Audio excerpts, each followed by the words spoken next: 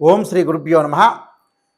2025 English ఈ సంవత్సరంలో మనకి ఏ విధంగా ఉండబోతుంది, 2025లో మేషాది ద్వాదశ రాశుల యొక్క ఫలితాలు ఏ విధంగా ఉండబోతుందో మనం తెలుసుకుందాము. సహజంగా మనకి రాహుకేతులు ఒక రాశి నుంచి మరొక రాశికి మారటానికి 18 నెలల పాటు ఉంటుంది. గురువు సంవత్సర కాలం పడుతుంది. శని 2.5 సంవత్సరాల పాటు పడుతుంది. అలానే రవి, బుధ, శుక్రగ్రహాలు 30 రోజుల పాటు ఒక రాశి నుంచి మరొక రాశికి మారటం, కుజుడు 45 రోజుల పాటు మారటం, చంద్రుడు 2.5 రోజుల పాటు పడుతూ ఉంటుంది. మరి ఈ 2025లో అతి పెద్ద గ్రహాలను మనం అంచనా వేసుకునేటట్లయితే, అంటే మిగతా గ్రహాలన్నీ కూడా కొంత మార్పులు జరుగుతూ ఉంటుంటాయి, కొన్ని కాంబినేషన్స్, కొన్ని కంజంక్షన్స్ జరుగుతూ ఉంటాయి సహజంగా. అవన్నీ కూడా నెల రోజుల పాటు ఒక రాశి నుంచి మరో రాశికి 45 రోజుల పాటు మారుతూ ఉంటాయి. సహజంగా అవన్నీ కూడా మార్పులు జరుగుతుంటాయి. కానీ అతిపెద్ద గ్రహాలైన రాహుకేతులు మనకు అనుకున్నట్టుగా 18 నెలల పాటు ఉంటాడు. శని 2.5 సంవత్సరాలు, గురువు సంవత్సర కాలం పాటు ఉంటాడు. మార్చి 29వ తారీఖు 2025 రాత్రి 9:44 పూర్వభద్ర నక్షత్రం 4వ పాదంలో మీనరాశిలోకి శని యొక్క సంచారం జరుగుతుంది.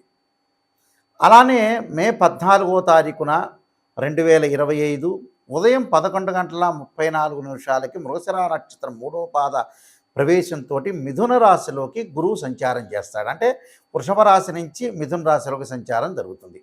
మే 20వ తారీఖు 2025 ఉదయం 6:45 పూర్వభాద్ర నక్షత్రం 3వ పాద కుంభరాశిలోకి ప్రవేశంతో రాహు కుంభరాశిలోకి మీనరాశి నుంచి కుంభరాశిలోకి ప్రవేశం జరుగుతుంది. అలానే మే 20వ తారీఖున ఉదయం 6:45 కేతు ఉత్తరా నక్షత్ర 1వ పాద సింహరాశిలోకి ప్రవేశం జరుగుతుంది. అంటే కన్య నుంచి సింహరాశిలోకి కేతు యొక్క ప్రవేశము, మీనం నుంచి కుంభరాశిలోకి రాహు యొక్క ప్రవేశము, వృషభం నుంచి మిథునంలోకి గురువు యొక్క ప్రవేశము, దానితో పాటు శని భగవానుడు కుంభం నుంచి మీనరాశిలోకి సంచారం చేస్తారు. అంటే అతిపెద్ద గ్రహాలు ఈ 4 గ్రహాలను బట్టి మనకి 2025లో ఏ విధంగా మేషాది ద్వాదశ రాశుల యొక్క ఫలితాలు ఏ విధంగా ఉన్నాయో ఒక్కసారి మనం తెలుసుకుందాం. 2025లో సింహరాశి వాళ్ళకి గురుబలం అనేది బాగా ఎక్కువగా ఉంటుంది.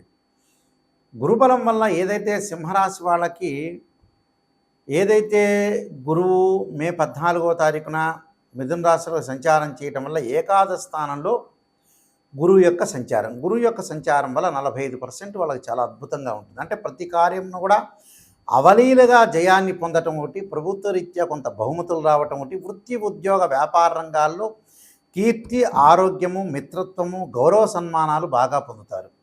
గౌరవ సన్మానాలతో పాటు శత్రువుల్ని మిత్రులుగా మార్చుకోవటం, శత్రువులు పరాజితులుగా కావటం, గ్రామీణ కోర్టులు కానీ అలానే సిటీ సివిల్ కోర్టు కానీ వ్యవహారాల యందు జయము, సరికొత్త వ్యాపారాలు, నూతన వ్యాపారాల్లో చాలా బాగుండటం, వాళ్ళకి ఆదాయం బాగా పెరగటం ఒకటి, అన్నదమ్ముల మధ్యలో అక్క చెల్లెల మధ్యలో అనుకూలంగా ఉండటం ఒకటి, అలానే తలవని పని కూడా తలంపుగా వాళ్ళకి మేలు కలగటం అనేది జరుగుతుంది. అంటే అనుకున్న పనులన్నీ కూడా వాళ్ళకి నెరవేర్చడమే కాకుండా ప్రతి దానిలో కూడా విజయం సాధించే అవకాశాలు ఎక్కువ ఉంటాయి. అయితే ఆదాయ వ్యయాల్లో మనం చూసుకునేటట్లయితే డబ్బు అనేది వాళ్ళకి ఇంక్రీజ్ అవుతుంది. అలానే కొంత డబ్బులు కూడా డిక్రీజ్ అయ్యే అవకాశాలు కూడా ఎక్కువగా ఉన్నాయి. అంటే గౌరవ అవమానాలు విషయంలో చిరసమానంగా ఉన్నా ఒక రకంగా, కానీ డబ్బు అనేది ఖర్చు అవుతుంది. అంటే ఉన్నతమైన భావాలకి, ఉన్నతమైన విషయాలకి గతంలో ఏదైతే మనం చేయాలనుకున్న పనులు చేయలేకుండా డబ్బును పొదుపు చేసుకొని తర్వాత రోజుల్లో ఈ 2025లో ఆ డబ్బును ఖర్చు పెట్టుకొని ఆ పనులు సాధించే అవకాశాలు ఎక్కువగా ఉంటాయి. అంటే డబ్బును కొంత ఖర్చు పెట్టుకుంటుంటారు. అంటే పిల్లల యొక్క పెళ్ళిళ్ళ గురించి కానీ, వాళ్ళు విదేశాలకు వెళ్ళటం కానీ, వాళ్ళ చదువుల గురించి కానీ వాళ్ళు ముందుకు వెళ్ళి కొంత డబ్బును ఖర్చు చేస్తుంటారు. అంటే ఎంత ఆదాయం వస్తుందో వాళ్ళకి అంత ఆదాయాన్ని ఖర్చు చేసుకుంటారు. అంటే చిన్న సమానంగా ఈక్వల్గా ఉండటానికి కారణం ఏంటి అని అంటే, వాళ్ళకి ఈ రాశి వాళ్ళకు వచ్చేటప్పటికల్లా ఆదాయపరంగా బాగా పెరుగుతుంది, ఆదాయం బాగా పెరుగుతుంది. ఆదాయం తగ్గట్టుగా పెండింగ్లో ఉన్న ప్రాజెక్టులు ఏదైతే ఉంటాయో అలాంటి ప్రాజెక్టులన్నీ వీళ్ళు కంప్లీట్ చేస్తారు.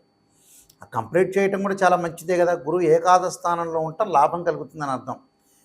అలానే సుసంపన్నమైన కుటుంబం నుంచి మంచి సంబంధమే కాకుండా మంచి ప్రవర్తన కలిగిన వధువు కానీ వరుడు కానీ లభించటం ఒకటి, భాగస్వామ్య వ్యాపారం బాగా కలిసి రావటం, ఎమినెంట్ స్కాలర్స్ తోటి బాగా పరిచయాలు బాగా పెరగటం, దానితో పాటు ఎమినెంట్ స్కాలర్స్తో పాటు విదేశాలకు వెళ్ళటం ఒకటి, చదువు పట్ల ఆసక్తి చూపిస్తారు విద్యార్థులు. స్త్రీలకు ఉన్నతమైన అభిప్రాయాలు బాగా పెరిగి అన్నీ కూడా సాధించాలని ఒక ఉద్దేశంతో ముందుకు వెళ్ళే అవకాశాలు ఎక్కువ ఉంటాయి. కొన్ని ప్రత్యేకమైన వస్తువులు కూడా ఇంట్లో కొనుగోలు చేసే అవకాశాలు బాగా ఎక్కువగా ఉంటాయి. అంటే అన్ని వస్తువులు కాకుండా కొన్ని వస్తువులు ప్రత్యేకంగా మనకి ఇష్టాన్ని బట్టి కొన్ని వస్తువులు కొనుగోలు చేయాలని ఆలోచన చేస్తుంటారు. వాహనాలు కొనుగోలు చేస్తారు. మంచి లగ్జరీ కారు కొనుగోలు చేయటం, వాహనాల మీద వెళ్ళేటప్పుడు సౌఖ్యం కలగటం, స్త్రీ సుఖము, సంతానం లేని వ్యక్తులు కూడా సంతానం కలిగే అవకాశాలు ఎక్కువ ఉంటాయి. నూతనంగా వ్యాపారాలు చేసుకునే వ్యక్తులకు కూడా వ్యాపార పరంగా పార్ట్నర్షిప్ బాగా కలిసి రావటం ఒకటి, ఆ పార్ట్నర్షిప్తో పాటు అన్ని విషయాలను కూడా సమగ్రంగా ఆలోచన చేసి ముందుకు వెళ్ళటం ఒకటి, మంచి లాభాల బాటలో బాగుండే అవకాశాలు ఎక్కువగా ఉంటాయి. అంటే గతం కంటే కూడా ఆరోగ్యం కూడా బాగా మెరుగుపడే అవకాశాలు ఎక్కువ ఉంటాయి. ఎందుకంటే సింహరాశి వాళ్ళకు వచ్చే సప్తమ స్థానంలో రాహు యొక్క సంచారం ఉంటాడు, అష్టమ స్థానంలో శని యొక్క సంచారం. చిన్న చిన్న ఆరోగ్యపరంగా ఇబ్బందులు సహజంగా న్యాచురల్గా జరుగుతాయి, దాన్ని ఇబ్బంది పడాల్సిన పని లేదు. కానీ సింహరాశి వాళ్ళకు మటు కొంత అదృష్టం వచ్చే అవకాశం ఎక్కువగా ఉంటుంది. కాబట్టి 45% నుంచి 50% వరకు కూడా వాళ్ళకు బాగుంటుందని చెప్పవచ్చు. ఏది కూడా ఇబ్బంది పడాల్సిన పని లేదు. కొంత ఆరోగ్యాన్ని కొద్దిగా చూసుకుంటే సరిపోతుంది. అన్నీ కూడా వాళ్ళకు అనుగుణంగా ఉండే అవకాశాలు ఉంటాయి. నేను చెప్పిన పరిహారాలు చేసుకుని మీరు ముందుకు వెళ్ళండి, మీకు మంచి జరిగే అవకాశం ఖచ్చితంగా ఉంటుంది.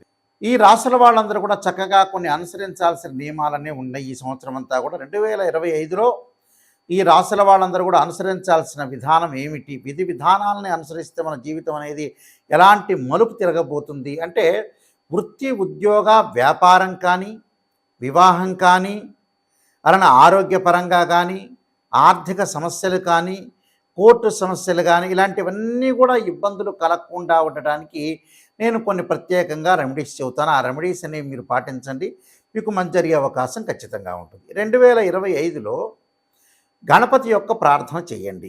గణపతి యొక్క ప్రార్థనగా చేయాలి అని అంటే మనకి 2025 సంవత్సరంలో సహజంగా సంకష్టహర చతుర్థి వ్రతాన్ని పాటించండి.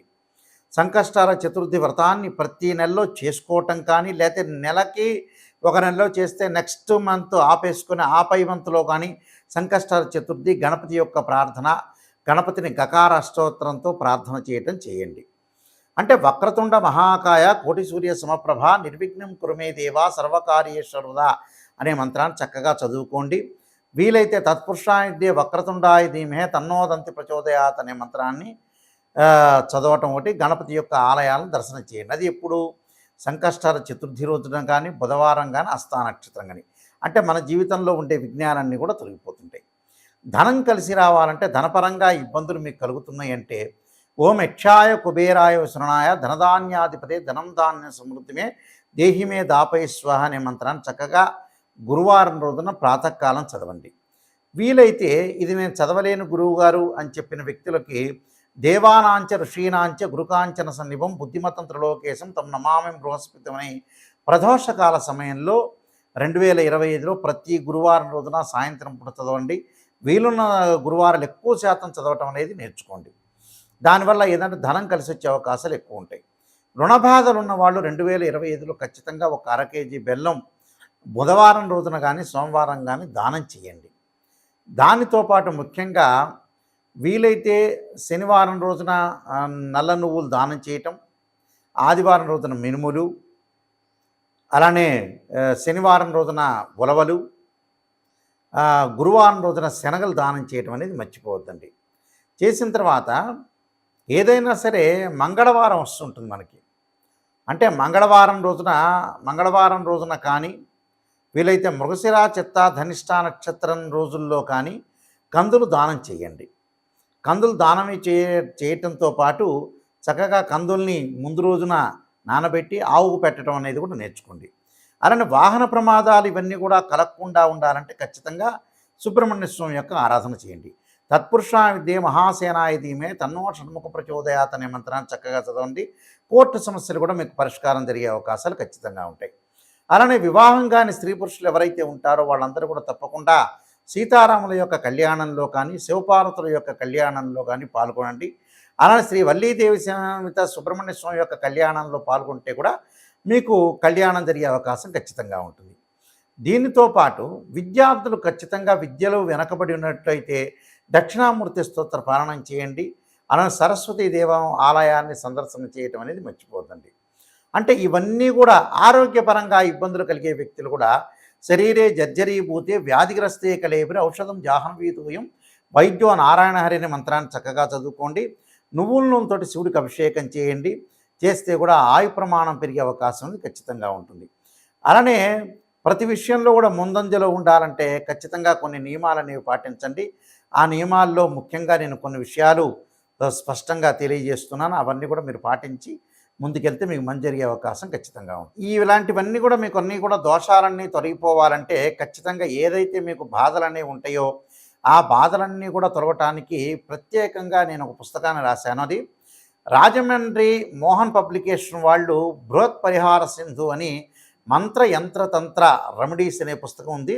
ఆ రెమెడీస్ అనే పుస్తకంలో చక్కగా మీరు అన్ని మీకు ఏదైతే ఈతి బాధలు అనేవి ఉంటాయో రకరకాల ఆరోగ్యపరంగా కానీ ఉద్యోగపరంగా కానీ వివాహపరంగా కానీ ఇబ్బందులు కలిగిన వ్యక్తులు ఎవరైతే ఉంటారో వాళ్ళందరూ కూడా చక్కగా ఆరోగ్యం పెంపొందించుకోవాలి, ధనం కలిసి రావాలి, పిల్లల యొక్క పెళ్ళిళ్ళు కావాలి, చదువులు ఉండాలి, రకరకాల సమస్యలు మనుషులు బాధపడుతూ ఉన్నారు. ఆ సమస్యలన్నిటికి కూడా మనకి మంచి ఆధారంతో ఉన్న పుస్తకాన్ని నేను తయారు చేశాను. ఏమిటంటే అది రామాయణంలో కానీ భాగవతంలో కానీ భారతంలో ఉండే కొన్ని శ్లోకాలు కానీ అలానే పురాణాల్లో కానీ ఇతిహాసాల్లో కానీ మంచి మంచి శ్లోకాలు మంత్రాలన్నీ కూడా మనకు వేదం చెప్తుంది. ఆ వేదంలో ఉండే శ్లోకాలు మంత్రాలకు సంబంధించినవన్నీ కూడా రెమెడీస్ అనేవి కొన్ని పుస్తకంలో ఉంది కాబట్టి నేను రాసిన పుస్తకంలో పొందుపరిచానది. ఆ పుస్తకం పేరు బృహత్ పరిహార సింధు అంటారు. ఇది రాజమహేంద్రవరం మోహన్ పబ్లికేషన్ వాళ్ళు ప్రింట్ చేశారు. ఈ పుస్తకంలో మీకు ఏదైతే దోషాలనేవి జాతకపరంగా ఉంటాయో ఆ దోషాలన్నీ కూడా తొలగటానికి ఆ పుస్తకం అనేది చాలా ఉపయోగపడుతుంటుంది. ఆ పుస్తకాన్ని మనం స్క్రీన్ మీద చూపిస్తున్నాము. అందరూ కూడా ఆ పుస్తకాన్ని తీసుకుని ఆ పుస్తకంలో గ్రంథంలో ఉంటే ఏదైతే మీకు బాగలేదో ఆ శ్లోకాలు మంత్రాలు చదవటం వల్ల కూడా మీకు చక్కని పరిష్కార మార్గం దొరుకుతుందని మరి నేను ఆశిస్తున్నాను. సర్వే జనా సుఖినో భవంతు.